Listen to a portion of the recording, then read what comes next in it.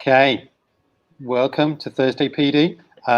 We have the very, very best of people here. Eric, who's been teaching online for how long? For 3 weeks. We just finishing our fourth week.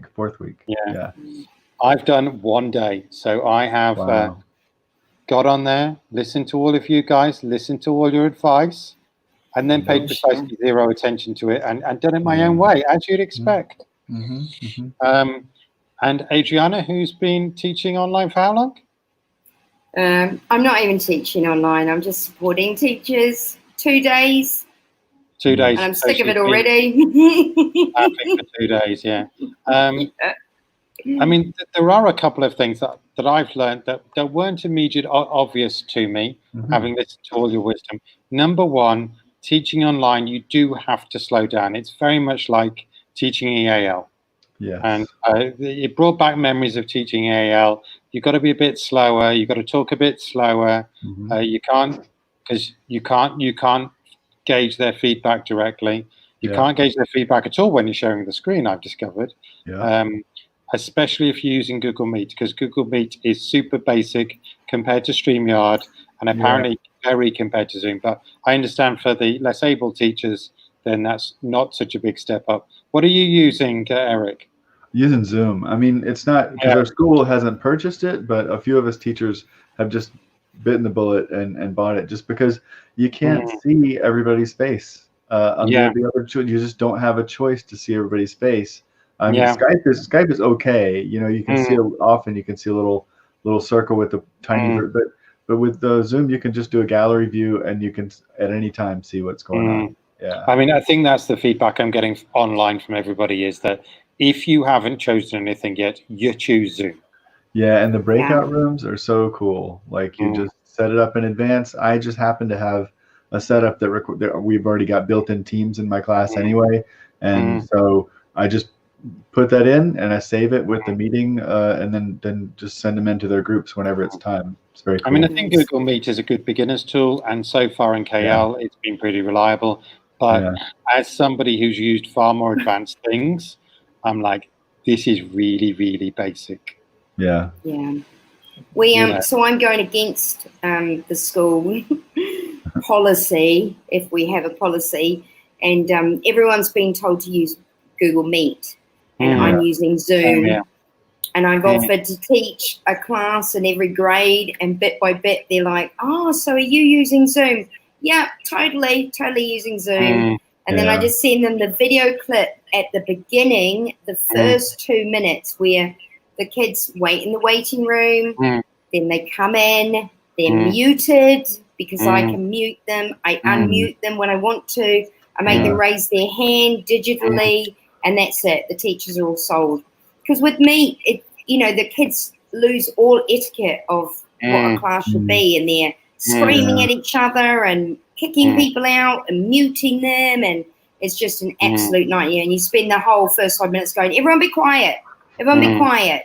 Mute your microphone. I mean, you can now mute. You can now mute. Yeah, but I resent that. I resent that when people come late to the party and tack on something that should have been there anyway.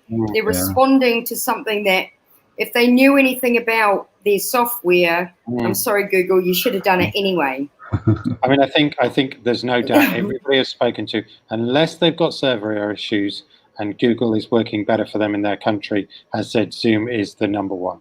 I'm just curious, Adriana, what's the value of the waiting room for you? I haven't used it. Why would you want them to wait, and then what do you let them in? Yeah, so again, it's just that nice controlled element of coming into the room. And I mean, I'm dealing more with elementary, so it's like they're waiting outside the class before it begins. Because we've got kids who are, and we don't let them join before the host, because we've got kids who are really keen beans 15 minutes beforehand. And it's like, there's no point setting a time if they're all in your face 15 minutes beforehand. And so the host and I are in there and we're chatting or something like that. And you don't want a kid, even though you hear the doorbell, which I love, ding, ding. Oh, there's a kid. Get him out. So it's just that matter of you're in the waiting room, and then at the time I will let you all in. So again, it's just that a nice calm, and then you're hello everybody. Very cool. Yeah. Yeah. Still muted. So in KL, no real problems in terms of bandwidth for Zoom. No, not found any issues in terms of that. It's a little harder to direct the children because it's just like, because it's in a calendar invite that we're sending it. Hey, Ralph. And it's are you using the free it's version still hard. or the paid one? Free, always free. I paid because of the time limit. And now they've just released it, right? They've said it's unlimited or 80 minutes. I don't know. It was 40 minutes, and then I saw this article in Forbes. It was like, yeah, free for schools, but that's free for schools in some parts of the world. It was a U.S.-centric article, and at the time it was still not free for Korea, and I don't think it will be. It's free in Italy, I think, and someplace else, and the U.S. and Canada. I have applied for it through the links that they gave.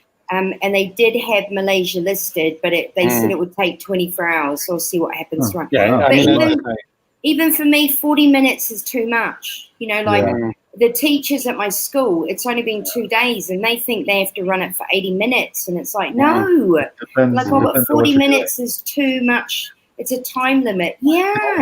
I think 40 minutes is a fair time limit as well, because I think actually what you should do is introduce your stuff, let people get on with it, and just use the basic chat functions then on in, which, if we don't have a time limit, you can do in Zoom as well.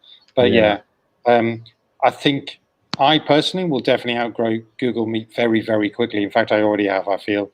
But I'm accepting that that's good enough. And for my classes, it does the job. Particularly with Google Classroom, can make up for any shortfall. And I'm teaching older kids for the most part, so they are largely respectful. They do come on with their mics muted, etc., etc. In fact, my problem is actually the lack of being able to see them all at once. The thumbnail thing is a definite killer. Breakout rooms would be great, because then you can just flip through the breakout rooms. You can't really have discussion except in the basic chat in Google Meet. So, but as I say, as a small step up, in Zoom, can you just send out a link? You send a link and they can join. Is that what you mean? Yeah. Yes. You can send an invite link. So I think has a built-in. You can send the email and two other options too. Yeah. Go ahead. I may ask next week to pilot Zoom for my classes, because I think that would be just to see if it's a step up. But I also know from the tech coach that he seems quite overwhelmed by the amount of technical queries he's had. So I think our general staff are, and the trouble is, on these chats on Twitter, we definitely get the technocrats. You know what I mean? We get the best of the best. In fact, I run the computer science area, but we've literally been putting up advice for all, because basically, who are you going to turn to in a crisis like this? Of course, you're going to turn to your computing teachers. And hopefully you do turn to your tech coaches. So we shall see. So it's all good. This link, I have put one other thing up, but it is the second article down, and I am keeping it. But I think it's just really important to share those things with people and see what's going on. So I've survived my first day. I think I'm kind of getting a grip on things. I think for me, the other thing is, though, I'm planning all of my tasks well ahead of time, which is something I would have done, but I think it doubles down, doesn't it? Yeah. I mean, it's such a different thing. Some people aren't ready to hit the ground running on that. Our school, well, first off, like you mentioned, I mean, there's the idea of how much you can accomplish. You have to change your sense of that. I think we're not like we're going for 50% of covering 50% of the ground or less, because that's just the reality of the situation. It's a different medium, and then some things are easier to convert than others. So. I think for my older students, I think we're covering about as much as we would in a lesson, in terms of, but I'm setting up the task, doing the presentation, and then they are getting on with it and sending me emails if they need to. But the trouble is, those students who really need the help, it's harder to spot them in this medium, especially, as I say, in Google Meet, you can't spot them easily. But what's nice is once I've done my presentation, I've said, you can go out conversations now and drop out and do the task. And it's nice to see 1 or 2 students coming back and saying, I've got this question, that question. And then it is a bit like a one-to-one. Yeah. But I think Zoom provides all of that in the rooms and everything. So, I'm trying to compensate a little bit there. I was just talking with someone about the fact that when you've got a bunch of people on camera, a lot of whom would rather not be on camera, they kind of try to ease out of frame a lot of times.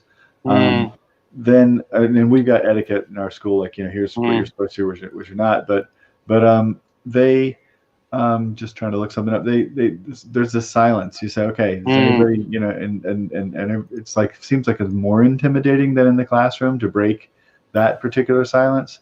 I don't know. It could be different for different people, but I'm thinking about this thing called Classroom Q. Do you remember? I feel like I've seen it in a summit before. It's sort of like a digital hand raising thing. So like basically you sign in without having, the students sign in without having to create an account. It's just a join code on a site. And then they just click for the teacher's attention. Thinking about using that. I'm thinking about like maybe that would be a good solution for that. Yeah. I mean, I so far, and I've only had one day, the chat in Google Meet has been sufficient. Students have been able to ask questions and do it that way. Yeah, that's a good point. There's private chat. Yeah, and I think that seems to work. But it is just a chat that goes through. But it means they're not interrupting the presenter, which is a nice thing. Yeah. Because back channels are, debatable in some things. So that's worked all right. But I say the other thing I've noticed, again, is this feature in Zoom. What I love about StreamYard is that I can select a tab. I can't do that in Google Meet. Can you do that in Zoom? A tab? What do you mean? Well, if I want to share screen, I can share an individual tab in StreamYard, which we're using now. I haven't done a whole lot. Let me see. I did a screen share today, actually, and I don't think I had the option. Yeah, I'm not sure. I didn't try because I usually just wait. What I usually do is I have to flip to another tab anyway, because sometimes I'm switching between accounts. I think it comes up with the different things that are potentially showing, and you can choose which one you want. Okay, cool. Yeah, I've resorted to using Safari, so I'm using Chrome, and then I use Safari for different windows. Okay. Yeah. But thanks, Google, for that. The frustrating thing for me about chat is, I was just saying to James for the show that we're trying to find a way for teachers to get quick touch with IT support if something's not working for them. Like our Seesaw crashed, who do we talk to about that? Right. And so we set up, someone set up a chat medium for it, and it just meant the whole school was potentially in this, so they could quickly chat to IT support. But it meant you had, honestly, at one stage, I counted, there's about 25 conversations going on about what they needed. My Seesaw's not working. I can't get into Flipgrid. This kid doesn't even have an email. And you're just like, how? In the end, I left. And my boss was like, you're like part of that thing. It's like, I can't cope. It's like 25 people all running at me, shouting. It's like, it's not manageable. Go back to email, please. I mean, and the trouble is, teachers have not been trained to use something like Slack or Google Teams. Right. So, in a crisis like this, who knows what they're going to use? I mean, even my WhatsApp, even with 2 faculties, I do think you do need a level of filter. And I mean, if this doesn't work, and also sense of independence, it's your classroom. It's your virtual classroom. You got to try your best to get things fixed. Yeah. Because we definitely, no school I know has enough. Yeah, but to a point, I mean, like, they've got enough stress going on up here. If there's something they could just send over to someone to do it easily, then, that's where I'd rather step in. If they've got a parent who can't log in, or if they've got, a student that's having problems, or, they're stressed because their Seesaw didn't work. Don't worry, I've got access to your Seesaw. What do you need me to put on there? Because if we could alleviate the stress in any way for them, then that's what I want to do, because they are all really stressed. A one-line email for anybody is going to be easier to do than anything else, surely. Yeah. Yeah. Although like a WhatsApp.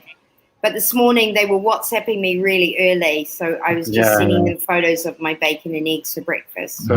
I mean, to I think let them know what I WhatsApp was is doing. fine, so long as you don't have 50 people going at you at once. And I think that's the challenge with that. Well, everybody shouldn't have to know everybody's problem. It's about getting support. And also, I mean, you got a lot of people who, they're not ready to jump into a lot of tech stuff. And in a normal situation, they can ease in as they are comfortable. But now it's all of a sudden everybody's in at the deep end, or what feels like the deep end to some people. And I have some people at school that will walk their computer up from their classroom and come into my office. And that's the best way that they work, So now not having that, they're like, what? So they're walking it to their neighbors. Well, I'd say, and also in this, we're supposed to be social distancing, so everything should be. And the other problem is that, at one end, we've got people like me who have faster internet than at school. At the other end, you literally have a teacher who has no internet access at home. It's because why were they weren't expected to buy it. The school hasn't paid for their internet bills or anything. So, it's quite challenging. Are we ready to see the face of EdTech? Yeah, maybe we are. Hey there. Hello. Oh, God's sake. What's your language? I'm going to bleep that. Thank you, Adriana. Thank you. I was moaning earlier about how you were just all over everything. Someone today was like, oh, you should try Loom. I've got a video. And before I could say, is that, hi, it's me. Tell you about, and I told you that you were in my staff memo. I didn't even put you there.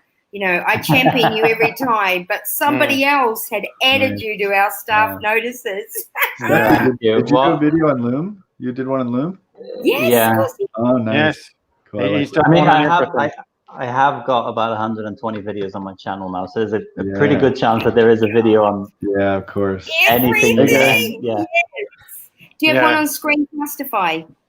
That is in the plan, but I see my personal favorites are, and I mean, obviously we are live, but I'm more than happy to share. But my personal favorites are Loom and Nimbus. I enjoy using Screencastify just because of the integration with G Suite. That's what makes it. That's right. It saves the drive. I think that's what sets it apart from the others. But if you don't mind downloading a file and re-uploading it, then I think the others are better. If you're looking for ease of use and integration, then Screencastify is definitely the one to use, because it's just a one-click share to Classroom, or one-click on your drive. It saves everything into your drive automatically. So I think that's the biggest difference between the different platforms. I mean, also, if you've got a MacBook, you already have the tool built in.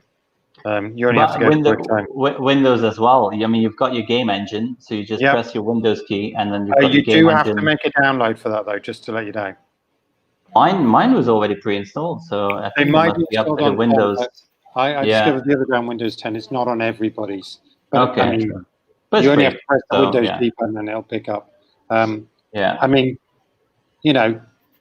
I don't mind personally, but I generally use Camtasia. And there is a 30-day free trial for that. But that's definitely the deluxe version. I use Camtasia a lot for screen recording. But then again, Loom, for example, Snagit, but when you look at Loom, that'll work cross-device.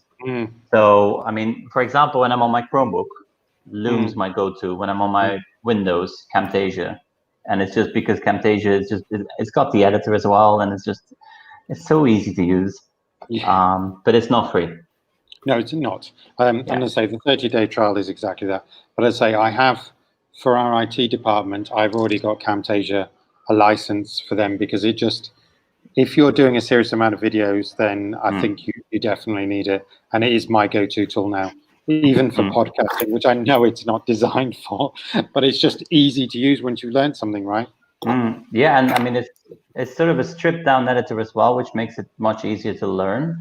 And then when you do reach a certain level in terms of video editing that you can't do it in Camtasia, then you can move on to the next one. Yeah, I mean, I also have Final Cut Pro, but I've realized that for screencasts, Camtasia is still the best of the best. If you're dealing with actual video, then Final Cut Pro and the titles on Final Cut Pro are awesome.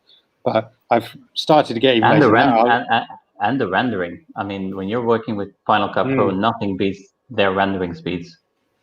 Yeah, true. What do you use, Sydney? I use a combination. So I use Camtasia because I do a lot of screencast footage. At times, I've got visual effects I can't do in Camtasia, and then I'll actually jump into Movavi or Filmora, to other editors that are sort of they would be in between Camtasia and a full-fledged editor like Premiere or Final Cut, so they're sort of in between. But if I can do it in Camtasia, I'll do it in Camtasia. It's only when I hit that wall, and for example, motion tracking. That's something you can't do in Camtasia. Masking out shapes and people and things that you can't do that in Camtasia, which really annoys me. But then I would go into Movavi or in Filmora. But they are quite. I mean, Camtasia does have basic green screen, but as I say, it is a screencasting tool first, and it just happens to be quite a decent video editor. The main tool missing, in my opinion, is masking. If you don't need that, you can do it in Camtasia. But those are quite complex tools to use, so I can understand why they haven't done it. But you never know. You can put it in your feature request list. You never know. You know. Or StreamYard. There you go. We're on StreamYard. Yeah. StreamYard's good. But yeah, I do think that. I mean, on my computer, I've got quite a lot of them, and 95% of the time, I will stick to Camtasia. I did use Final Cut Pro the other day. Now let me see if I can find the video for that.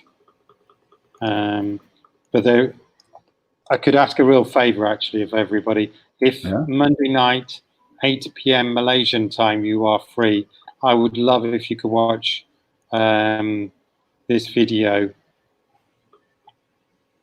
You got something broadcasting? Yeah, I've got something broadcasting then. And, you know, I just really appreciate it because it's just for the kids, because they want to see it. Let's have a look. If you go to the Seester.net, actually, I should have done that. It's actually at the top there. And it's just going to be an award show. It's being done from home, but it'd look great if people were prepared to just sit and watch it as well. Yeah, send that a reminder. Yeah, I will do. If you click on the YouTube button, it will remind you. Monday, it'll be 8 p.m. KL time, so 7 p.m. In Bangkok. Your school is featured, Adriana, so make sure you're watching. Oh, really? Yes. I should know that as a tech coach, right? Yes. Yeah. Your school is featured in this, so that's good. And we have one of the top schools in Bangkok featured as well. It might be your school, Sethi. Oh, really? Yeah, it's not, but it might be. it might be. It's not. You just tell me. You should have said that, because then he would have watched it. I was literally like, hold on a minute. Why don't I know about this? Yeah, that's why I told him, because Sethi was like, I teach the programming in that school. It's not my school. But yeah, do you have a secondary school computing department? Key stage 3 up to year 9. That's it. Yeah, no, and you teach that, right? No. Actually, we've got another teacher doing it now because I'm just there's no time on my schedule. So, so he teaches year 5 up to year 9 computer science. Okay, yeah. Well, I mean, he's welcome to join Seester, and next year, hopefully, your school can be in it too, eh? Dream big. Dream big, yeah. Yeah, dream big. I am. I'm looking. We did have some Korean schools in the competition, really? But I'm not sure who. Yeah. So it could be your school. You never know. Yeah, we need to get a computer science program. We just started one, actually. Yeah. That's could be true, your school, but sounds like you don't have a program, so probably not. Yeah. Well, you better make work of that. Yeah, you better make our first year this year. So yeah. I mean, all quality schools with quality computer science programs are featured. That's all you need to know. Oh, okay, gotcha. Yeah. Pressure's on. Look, James, I do still lead the subject at my school, so thank you for that. Yep. So yeah. Oh well. So you could be featured. You never know, Sethi. I doubt it though. I'll watch it. Sethi, are you still doing a bunch of videos for your school? Is there a high video demand at this point? There's a high well, the video demand not so much because I can just send them stuff I've already made. But, of course, yeah. But here's one I made earlier. Sethi, have you actually made a list of all these videos somewhere, like on a Google Doc? Because that would be great for tech coaches. No, it's just you just go to the channel and they literally list go it. through the like video. You just go to channel/videos and they're all there. But I am trying to organize and sort the playlists a little bit because I've got videos on my channel, but I've also made videos on the Apps Events channel. Yeah, so, I noticed that. So I'm putting them in playlists because sometimes there's a video that'll be on the Apps Events channel and it's about a topic that I'm getting questions about. So putting it together in a playlist allows people to jump from channel to channel, which is easier for people to use. So yeah, I'm cleaning up the playlist. Why don't you just use the same video and then just put a little icon in the corner that says Apps Events? Don't double up the work. Make it easy for yourself. No, but I always try to, because the videos, they're different. They're different. Yeah, they are different formats. On my channel, for example, the exact same topic on my channel will be done in 5 minutes, and on the Apps Events channel, I'll go a bit more in depth, and it'll be a 10-minute video. So it is different, the format. So the Apps Events format is more formal, a little bit slower, less jump cuts, and I don't shy away from diving into admin settings and showing both sides of it. For example, the video I did on Google Meet, the one on my channel is just Google Meet and how would you use it as a teacher. That's it, done.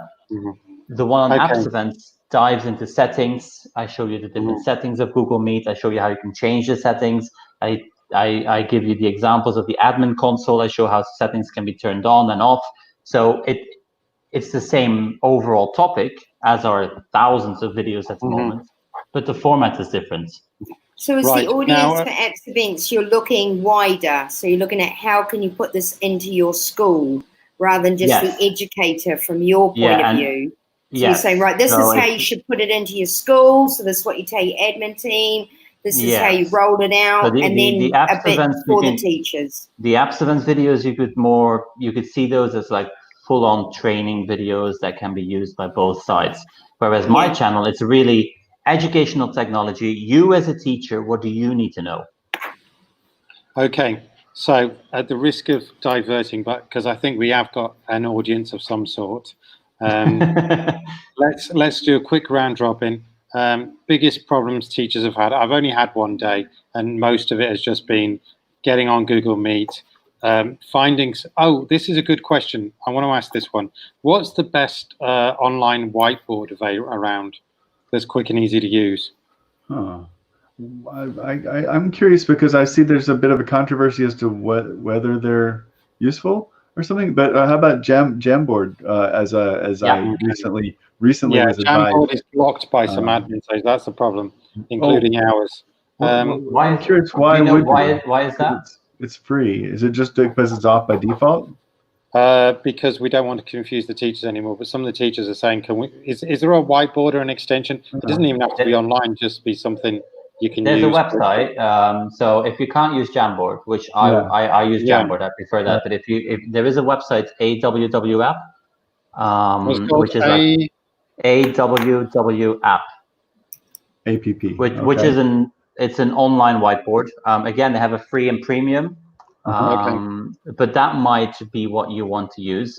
What I don't like about it is that there's ads down the bottom. But if you can if you can visually block that out, and if that's not an issue, then by all means you can use that. The other one is Classroom Screen. Okay. Now, Classroom Screen Classroom Screen is not technically a whiteboard app. It has a website with lots of little widgets and tools. Oh, this was the one I was after. I'd forgotten about this. I knew there was something. Yes, yeah? But when you go to the bottom and you click on Drawing, then you get a whiteboard. Okay. So hold on, let me just. I can share my screen if you want. It's quite slow to load the screen. Yeah, so I've got my screen shared. Okay, so if you can see my screen. Yeah. So Classroom. So here at the bottom, I can turn this off or on, but this is Classroom Screen. And what I really like about it is as you're teaching, or let's say that you're holding a Google Meet or you're doing a Zoom, you have timers, you've got clocks. I mean, you've got anything you want really, and you can use this. Sorry. So it's all interactive. You can also have the same sort of symbols that you would use in your classroom, where you can sort of say, okay, you don't have to turn your mics on, but when I do this symbol, I expect you to mute your mics. But to answer your question, they also have this one here, Drawing, and this is a whiteboard. So here you have a whiteboard that you can use. It is not perfect.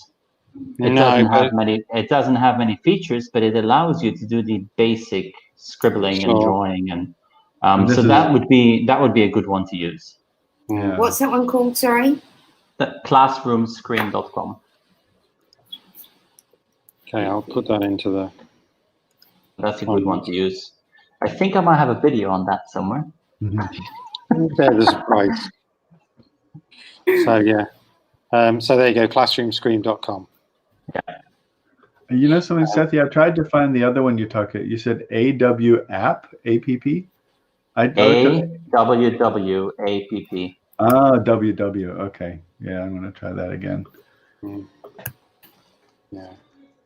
Okay. This one's a bit more sophisticated though. This one has got some collaboration in it, hasn't it? Yeah, but then they're freemium, so they have. Yeah. You know what? I might be very tempted to use the good old-fashioned approach to this. I might just use PowerPoint and draw on it. I think that probably actually work. Slides probably would do the same as well, actually. You know. And you can go old school. I walked past a classroom the other day and someone just had their camera there while they were just working on the board. That makes perfect sense. I think that's the whole thing with this main topic. It's whatever works best for the teacher who's having to produce the content. Because if they're going to spend 30 minutes trying to understand a new tool, then they have to explain it to their students. Then they have to get used to it. They've lost an entire hour. So why not find a way of using what you already know? Like something like Classroom Screen, great, look at it. If it works for you, use it. If you spend longer than 5 minutes trying to understand it, scrap it and move on. Yeah. I mean, I think also just a good old-fashioned whiteboard is fine too. In fact, I need to grab mine from across the way, which I did used to use quite a lot, but I seem to have forgotten about. I've been thinking about using people call it an Elmo. I don't know. I missed the era where that was what it was, but you know, like a camera, a document camera. I've got one that I haven't used too much, but I feel like that's what I need to do when I move into a different, like when we go into annotation, then I need to do that with my camera. You know, I mean, this is one area where Windows 10 is better, or an iPad Pro is better, because you can actually, those guys are very good at scribbling stuff. Sorry, Sethi, I must have mistimed that. That's fine. One thing I saw, because I was reminded of it when you said the document camera. Yeah. Are you familiar with Osmo? Yeah, is that one of those? It's. I think there was one of those at ISTE, Osmo. No. So Osmo is like this sort of gamified. They've got a coding app and a spelling one, and so it's an app that you install on your iPad, but you get these coding blocks as well. And they have a special mirror camera that you put on top of your iPad with a special stand. But what's really fun is that engine that reads the coding blocks and the hands-on coding that you put on the table. Scrap the blocks, put that little camera on top of your iPad, turn the camera on, and just start drawing and writing in front of you and on a piece of paper, and it records everything. Wow, it's really cool. It's the Osmo camera. So if your school already has Osmos, which I know a lot of schools do, you can just reuse that as a document reader. Cool. Nice. Crazy thing is, I've just realized the other app that I've forgotten about, which would do this perfectly, is Scratch. You know, Cool. you could put all sorts of animations, draw, scribble, do whatever you like with it. And the drawing tools are basic, but they do the job. And then it's saved at the end anyway. Yeah. Let's see if I can find what Even I was if you don't talking want to about. use, even if you don't want to code. Yeah, show me the Cosmos camera.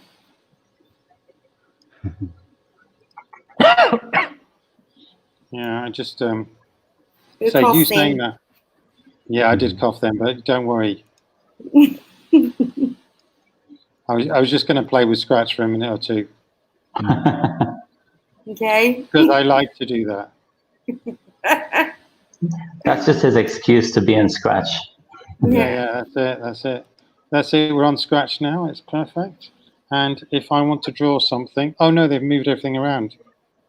Oh no. Has it been a while that you've been in Scratch? It has actually. I'm a bit shocked. It's taken me a second or two. Look at that. You can draw beautiful things. There you go. That's it. Exactly. And then you can move things around. And if you code them up, it'd be easy.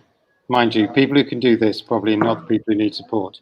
Not that kind of support anyway. But yeah, Scratch actually would be really powerful for doing a lot of animations and stuff. I might use it more because I need to get more familiar with the old version. It's been ages since I've used it for anything useful. Yeah.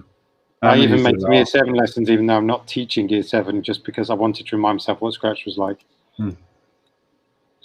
Because it's gorgeous and wonderful. Nice. So, Eric, I Yes. suppose you're an old hand. What were some of the problems your teachers had at the beginning? Well, I mean, a big problem is assessment. If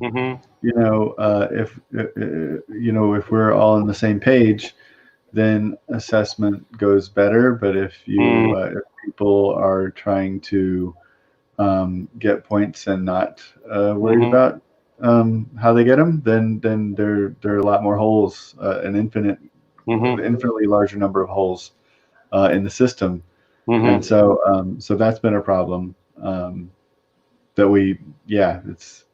just have to change your expectations, and we've been knowing that we're gonna probably open soon. We're just really lucky that we had enough that Korea kind of got enough of a handle on it that we could count on coming back within the near future, and so some major assessments have been held off. We're going to open again on April 6th, and I think it's probably actually going to happen. Nothing's guaranteed, but some things have been waiting for that. If they weren't, I don't know. Okay. Yeah. I mean, we're worried about things like IGCSEs, which the exam board currently have said are still going ahead. Neil Henderson asked a question: what is Nimbus? Screencasting? Yeah, Nimbus is another. It's an extension which is also available on Firefox. So I often get the question, okay, I love what you've got there with Loom, but it's only available for Chrome, and I use Firefox. Can I please have one? And is that the correct spelling? Nimbus, Nimbus Screen Capture is the full name. And it's basically it's a bit like Snagit. So it allows you to record video as well as do an awful lot with your screenshots. I will say the Macs have improved a lot in screenshots recently. They've almost caught Windows 7. So there's one thing that I have on the assessment end that I realized is so simple and it feels kind of dumb, but if you want to, like, because in the past I've like an oral quiz, if I'm just one-on-one with a student and I'm like, I want to test them on something, then I'm like, well, they're sitting there in their room. They've got a computer screen right in front of them. All of the answers are available to them visually. And so I was like, wait a second, there's a camera on them. Have them close their eyes and answer questions. I mean, that actually works. It seems crazy simple, but I was like, wait, okay, you can actually, it really is a way to narrow down their input and focus on what they actually know. So awesome. Yeah. Okay, Adriana, you've had your first day like me, except you're at the tech coach end of things, and I suspect you've had more of a stressful day than a very easy day that I've had.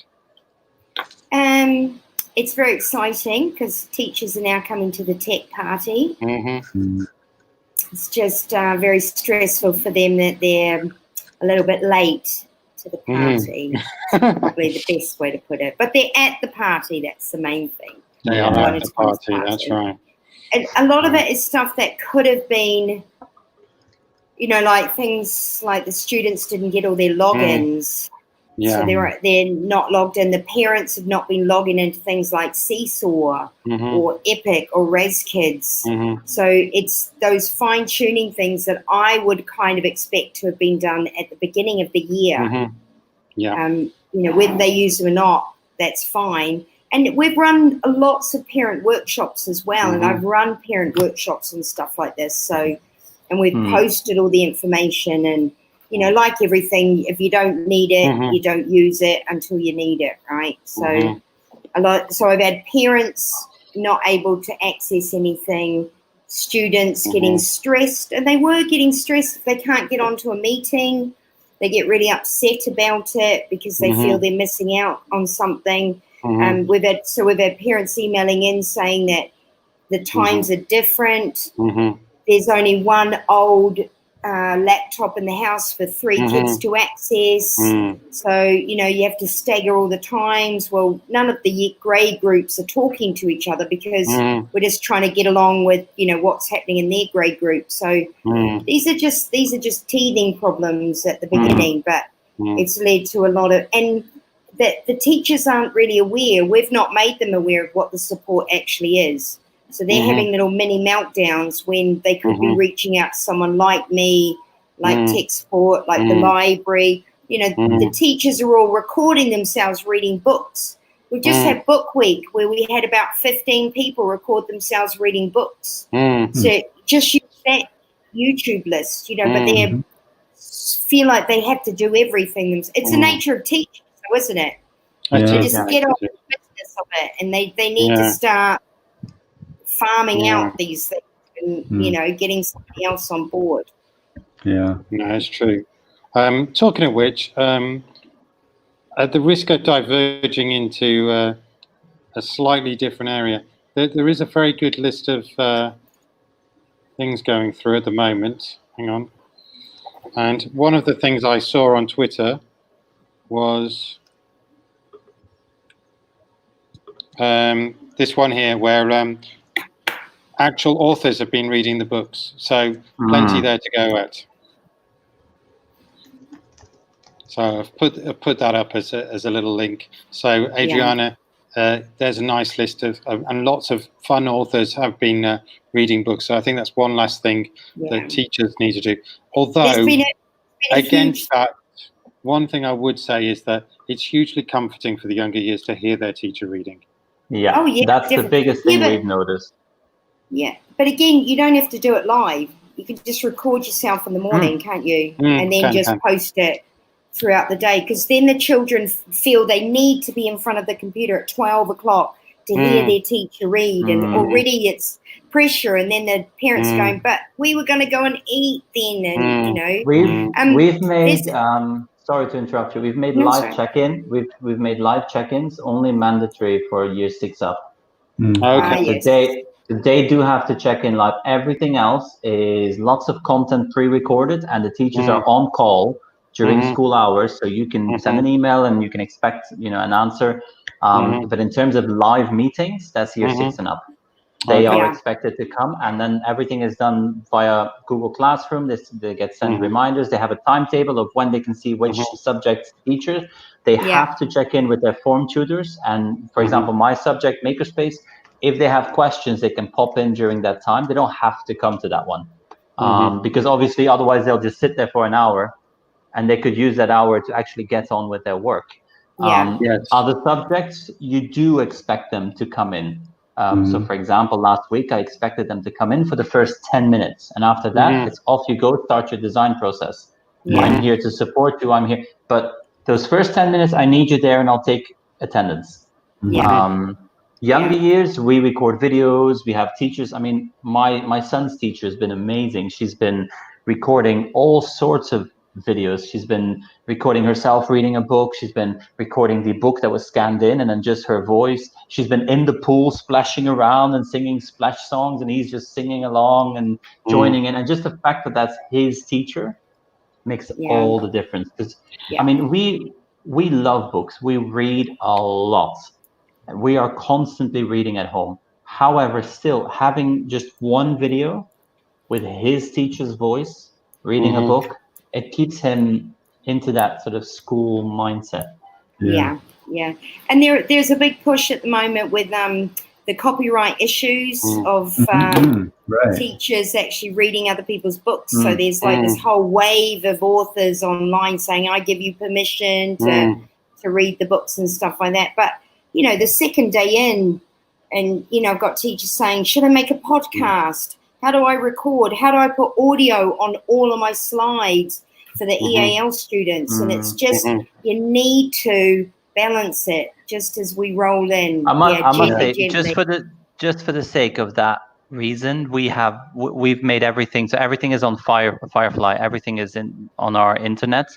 And not just posted on YouTube, just because we do not want to have any copyright issues and so that's one thing we've been saying to our students for such a long time. And if we were now to break that would just send the wrong message.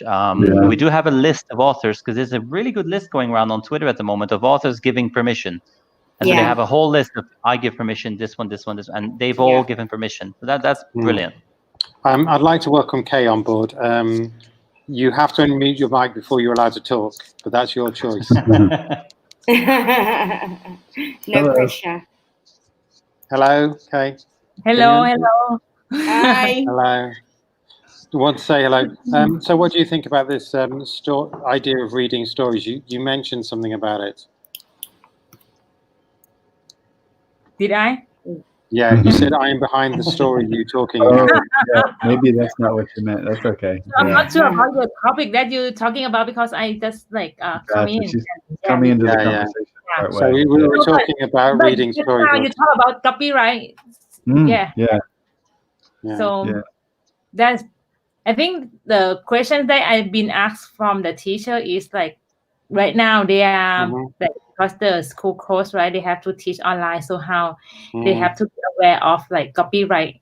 And any resource, actually they ask like any resource that they can look out. I think what Seti was mentioning, Firefly. Is anybody else familiar with that? That's sort of like an within school internet. Yeah, and it is a very good system, and if you've had it installed for 6 to 12 months, it will make teachers' life a lot easier. But definitely not something you want to do right now. In terms of drop-in systems, I think Google Classroom's about the only thing I would drop in at short notice. Yeah. So it takes, because I that makes perfect sense, but it makes me curious about, you know, getting ready for the next time we need something that badly. So the next what was that? Sorry, I missed that one. Firefly. Okay, yeah. So what's the big adjustment when you start it? Well, it's an entire server system. So if you're having it locally, you have to look after a server. If you're hosting it, then I don't know where the closest hosting is. But when I was in Bangkok, it wasn't in Bangkok, so we had to host it locally. I would say it takes 3 to 6 months to install and train everybody to use. Wow. Okay. And they do send out trainers as well. So they provide trainers, they do online training, they send them out to various locations, and then you attend. It's called their Firefly on the Road show. Must be and so they go around. It is expensive, but it's also, it has a lot of great features. It seems like something that would be amazingly useful right now. It is. I mean, it's a full system. It isn't just, you know, you can have all your planning on there and all sorts of things and quizzes and blogs. And it gives the school full control over everything, which, you know, your data is your own in that system. Cool. It also ties in with Google Drive as well, so you can easily pull in your documents. That's if you're already G Suite School, then you can just pull everything in from Google Drive. It lives on Firefly, and as you update it in Drive, it's automatically updated because it embeds it instead of just pulling in a copy. So I'm curious, Kay, like what? I've never met you. Like where do you do in your school? Actually, I'm the PD consultant. Yeah. Okay. Right now, I just come back to work as a freelance, as a trainer. Yeah. Okay. So far, right now, I have the project with because I'm a Google certified innovator and certified trainer.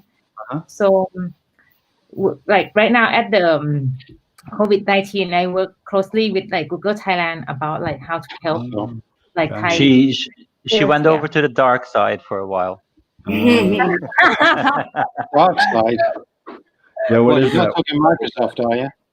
Is that right? Been working with Apple for 4 years. Yeah. Okay, gotcha. Yeah. Let's come back. I think I know Kate from the Apple side. I have to balance light and dark. Yeah. So you can ask me about iOS. One thing I will say is all of those one-to-one programs on Apple have made our lives so much easier right now. I think that's what you need to do. You need to wear those multiple hats because it's about the best tool for the job and not about just one ecosystem. Yeah, I get so annoyed when I work with something and I love it, and then I hear it's not available on the other platform, and it's like, why would you do that? It's like there's some amazing things that I want, like for example, like what you were saying, James, Final Cut Pro. Please let me use that on my Windows. Like I would be all over it. But Adobe Premiere is actually just as good. It's just that on a Mac, Final Cut Pro is pretty deep into the system. I know, and it's because it's so tied in with that hardware that it is just it works so well. But then there's other things that you hear iOS only or Windows only, or like for example Loom, Chrome only. Why? Why? It's amazing. Well, I mean, all over. So. I know with Apple and Windows, Camtasia literally they had to program it twice. That's how far they had to. Because to this point they have different features. Because I went through the entire certification as well. You can do that as well. I would highly recommend it if you're into video and Camtasia and using it in school. There's a program called Camtasia Certified Trainer, which is really interesting. Do you have to pay for that? I didn't, but I think you do. Okay.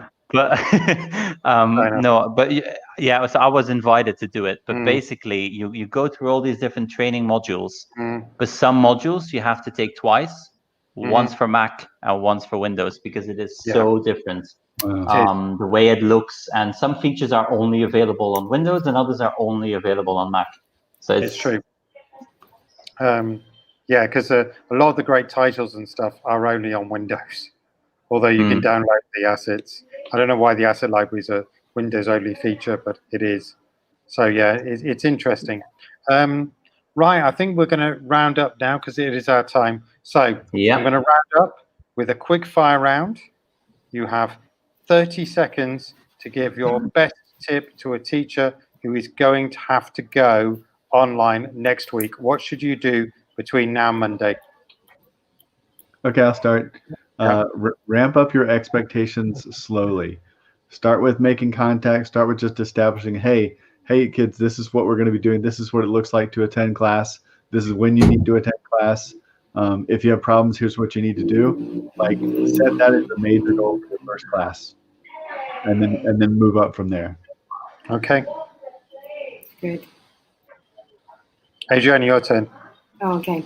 I would say just stick with everything that you know that you're already using. If you're using Google Classroom, keep with that. If you're using Seesaw, keep with that. So don't do any sudden changes.